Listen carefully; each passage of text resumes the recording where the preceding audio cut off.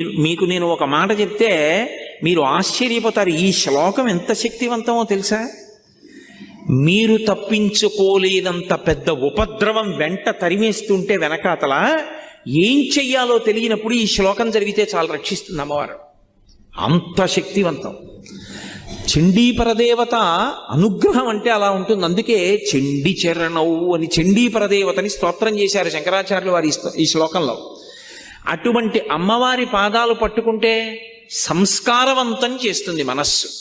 ఇక్కడ మీరు నన్ను ఒక ప్రశ్న అడగచ్చు, ఏమండి ఒకవేళ అసలు కోర్కెల మీద వ్యామోహం పోక, అసలు వ్యామోహం అనేటటువంటిది పోతే కదండి ధర్మబద్ధం చేసుకుందామన్న కోరిక. ఆయన అలా చెప్తాడు కానండి, ఏడాదికి ఒకసారి వచ్చి ఇవన్నీ అనుభవించడంలో ఎంత సంతోషంగా ఉంటుంది. ఏమిటి ధర్మచట్రం అని పట్టు కూర్చుంటే ఎక్కడ తీరుతాయండి? చేసే పుణ్యం చేస్తున్నాం కదా, ఇవి నడుస్తాయి.